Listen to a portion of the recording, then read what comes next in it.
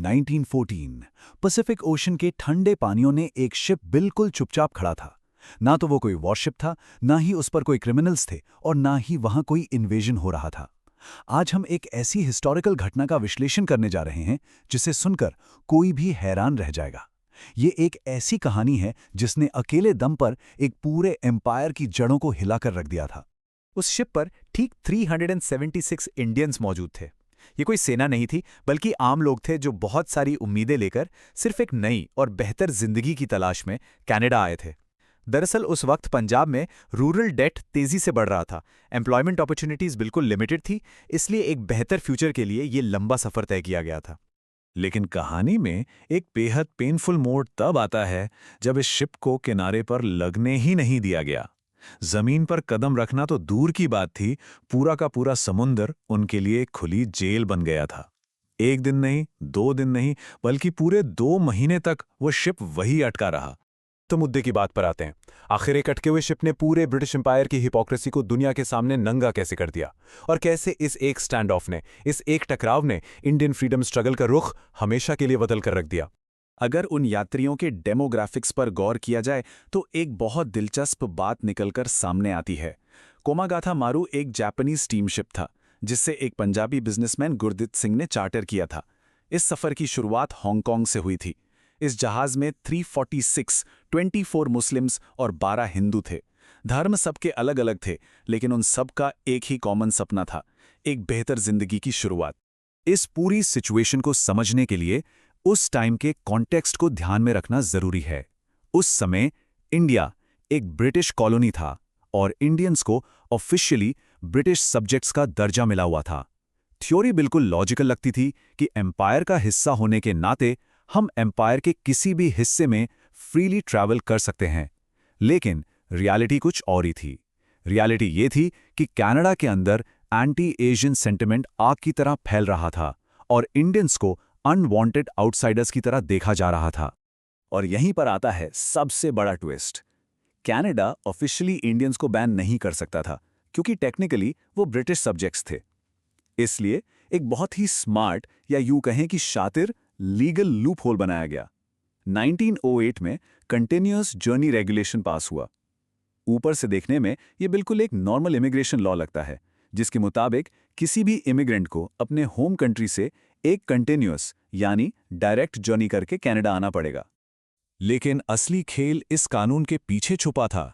सच्चाई ये थी कि उस वक्त इंडिया से कनाडा के लिए कोई डायरेक्ट शिप सर्विस थी ही नहीं। ये इंस्टीट्यूशनल डिस्क्रिमिनेशन का एक बेहद क्लियर और क्रूल एग्जाम्पल था। यहाँ रेसिज्म को सड़कों पर ओपनली नहीं दिखाया गया, बल्कि लीगल सिस्टम के अंदर बहुत ही सफाई से छुपा दिया गया था। मई 1914, वैंकूवर का वो लंबा गतिरोध। 23 मई को शिप आखिरकार वैंकूवर के किनारे पहुंचा जरूर, लेकिन अथॉरिटीज ने उसे डॉक करने से तुरंत मना कर दिया।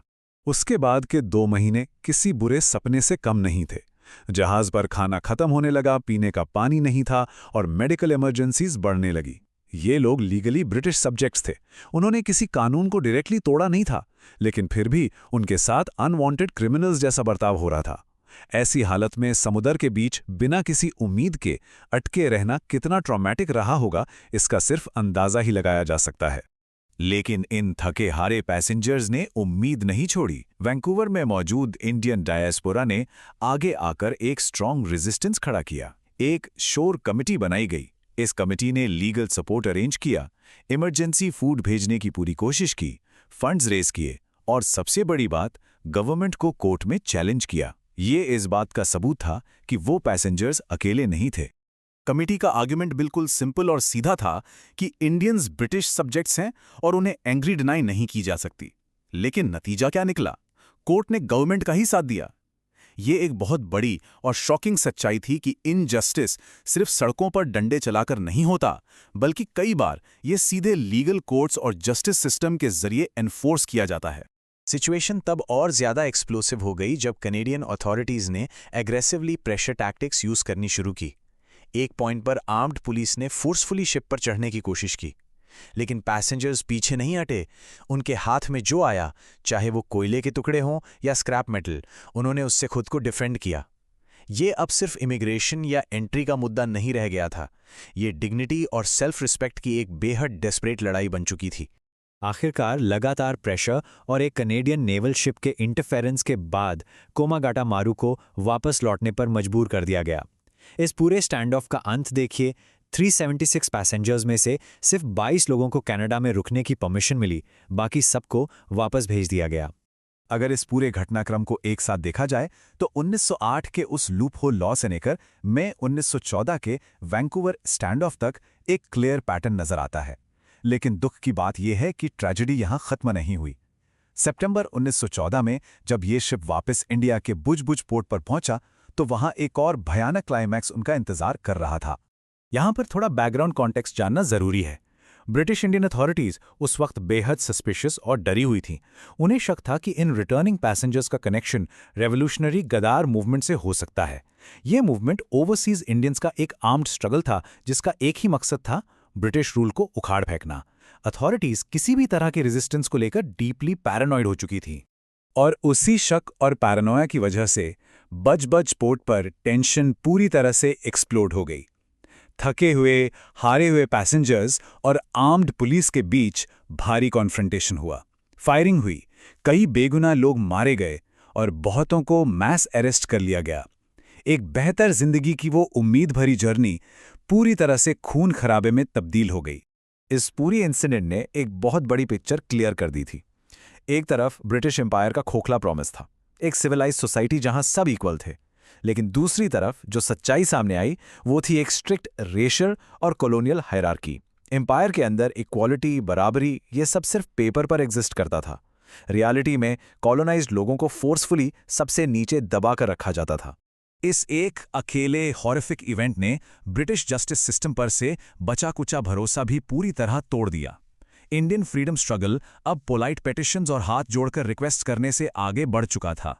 अब ये एक अग्रेसिव और इमोशनल रेजिस्टेंस की तरफ मूव कर गया था। इस इनजस्टिस ने नेशनलिज्म को पूरी तरह से रेडिकलाइज कर दिया था। एक सदी बीत चुकी है इस बात को, लेकिन इस इंसिडेंट की आग, इसकी लेगेसी आज भी ग्लोबल पॉलिटिक्स और पॉप कल्चर में गूंजती है। इसका एक बहुत बड़ा उदाहरण हाल ही में देखने को मिला जब पंजाबी सिंगर दिलजीत दोसांझ ने एक बेहद पावरफुल स्टेटमेंट दिया। उन्होंने पॉइंट आउट किया कि एक वक्त था जब इस कम्युनिटी को वहां आने तक नहीं दिया गया था और आज वही कम्युनिटी वहां के बड़े बड़े स्टेडियम्स फिल कर रही है। ये सिर्फ सक्सेस या प्राइड की बात नहीं है, ये उस हिस्टोरिकल पेन और उस कम्युनिटी के इनक्रेडिबल सर्वाइवल का एक जीता जागता प्रतीक है। 100 साल बाद ही सही, पर मॉडर्न एक्नॉलेजमेंट्स आना शुरू हुई। 2016 में पीएम जस्टिन ट्रूडो की फॉर्मल अपॉलॉजी, ब्रिटिश कोलंबिया से आई अपॉलॉजीज और वैंकूवर में ऑफिशियली इस इंसिडेंट का याद किया जाना, ये सब आज एक क्लियर कंट्रास्ट शो करता है उस इंस्टीट्यूशनल हॉस्टिलिटी से जो 1914 में सरेआम दिखाई गई थी। लेकिन इस पूरे विश्लेषण के अंत में एक बेहद जरूरी सवाल जहन में आता है। आज दुनिया मॉडर्न हो चुकी है, बॉर्डर्स बदल गए हैं, सरकारें चेंज हो गई हैं, लेकिन आज भी जब मार्जिनलाइज्ड लोग इक्वल ट्रीटमेंट की डिमांड करते हैं तो क्या आज के ये मॉडर्न सिस्टम्स उस टेस्ट को पास कर पाएंगे जिसमें 1914 का वो इतना बड़ा एम्पायर पूरी तरह फेल हो गया था? ये सच में एक ऐसी बात है जिस पर हम सबको आज गौर करने की जरूरत है।